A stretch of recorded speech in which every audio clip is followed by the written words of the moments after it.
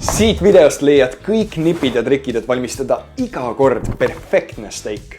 See on see õpetus, mida ma oleks hädasti tahtnud näha enne, kui ma oma esimesed steigid tallanahaks küpsetasin. Esiteks on vaja valida hea liha. Rahakoti sõbralik ja kindla peale minek on Webuy. See tükk on väga mahlane ja paljude kokkade lemmik. Aga kui sa tahad olla natukene fancy'm, siis vali veise sisefile tükk. See on küll kallim, aga kuna ta asub kõikidest seljatükkidest kõige keskemal, kus lihased on vähem aktiivsemad, siis on ta väga delikaatne, pehme ja mõnus tükk. Alustame sellest, et enne praadimist võtta steik vähemalt pool tundi varem külmkapist välja, et ei juhtuks seda, et väljast küpseb steik mõnusalt ära, aga seest jääb veel külmaks. Esmalt tupsutame lihatüki kuivaks ja minu jaoks on oluline, et steigi maitsestus oleks naturaalne.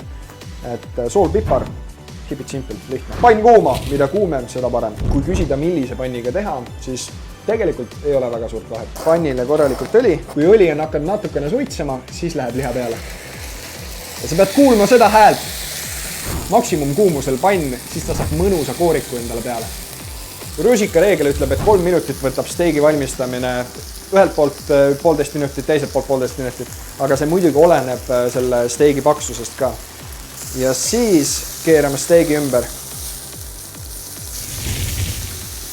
Mõnus koorik on peal. Järgmisena korralik tükk võid, mõnusad purustatud küüslauku, võib täitsa kortega sisse visata, nad annavad lihtsalt maitset, paar vart värsket rosmariini ja nüüd tuleb põhiosa. Kühveldan korralikult lusikaga seda sulanud võid siia peale, et steik jääks mõnusalt mahlane ja tegelikult on valmis. Nüüd laseme tal 5 minutit puhata, et maitsed tuleksid mõnusalt sinna sisse ja need mahlad ei valguks lõigates välja. Lõigata tuleks alati steigid vastu kiudu, aga selle Rebuy osas on see hea, et kuna kiud jooksevad alt ülesse, siis ta jääbki mõnusalt pehme ja mahlane ja me ei saa seda kuidagi lõikamisega nässu keerata. Mina ütleks, et on väga ideaalne.